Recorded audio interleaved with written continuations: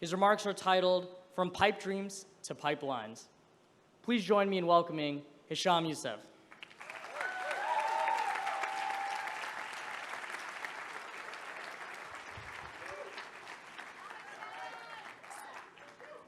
I've been fortunate to spend the last 5 years studying medicine here at Harvard. Throughout my time here, I've been at the forefront of recruitment and mentoring efforts for applicants from marginalized communities and communities of color, two communities that intersect more often than not. To me, such work has become a calling. You see, I'm Black and Sudanese, yet equally Arab, and no less than that, a proud Muslim. People don't know quite where to place me. And for a long time, I wasn't quite sure where to place myself. You see, we live in a time in which mainstream media and leading political figures malign Islam and vilify Muslims, Arabs, and African Americans alike. Islamophobic attacks, surveillance of my community spaces, racial bigotry, police brutality, and stop and frisk programs are all included free of charge with my morning coffee. It seems that each day, I have to justify my right to belong as an American due to some controversial segment of my identity. The solution I came up with was straightforward: building pipelines. Now, I know what you're all thinking. He's Arab, but I'm actually not talking about oil. Let me share a fact with you. There are fewer Black men in medical school today, in 2016, than there were in 1978. Think about that for a second. There are fewer Black males applying and matriculating to medical schools today than there were nearly 4 decades ago. This statistic is perplexing to many, but to me, it's hardly surprising. I think back to when I was in college, sitting amongst a group of friends. They asked me, "So, what are you going to study?" I responded, "I'm thinking about going to medical school." They laughed hysterically for what felt like an eternity.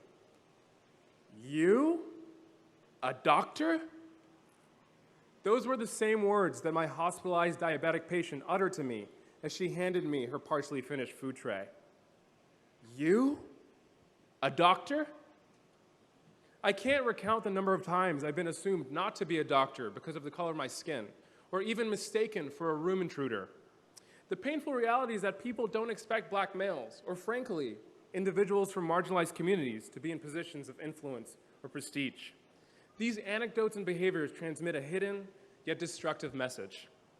No matter how qualified, educated, or dedicated, I, or others who come from similar life circumstances, cannot be taken seriously and could not possibly belong as productive, contributing members of society. That's where the pipeline comes in. Every year in mid-April, Harvard Medical School invites accepted students for a second look. And every year, I, along with other dedicated students and faculty, spend those days hosting, chatting with, answering questions from minority students from Black and Latino backgrounds, LGBTQI, Muslim, you name it.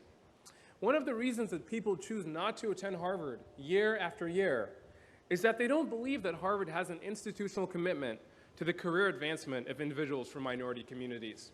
In short, they don't see the pipeline. Building a successful pipeline at Harvard means walking into a classroom and seeing yourself reflected amongst other students and faculty. It means walking into a hospital or research institution and meeting trainees, physicians, and other researchers from your communities who are 5, 10, or 20 years ahead of you. It's that moment when you can look at someone and think to yourself, that could be me in 10 years. Getting there is by no means easy.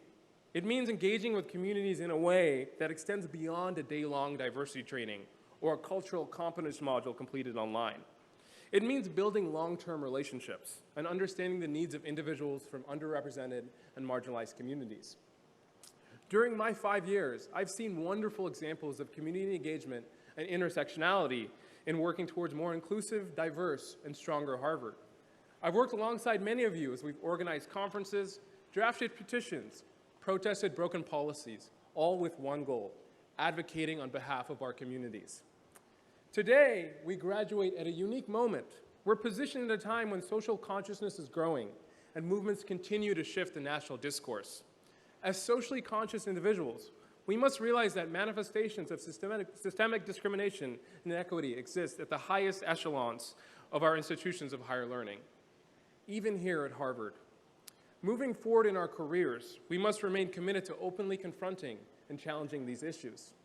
Today, we walk as Harvard graduates. That connects us, binds us.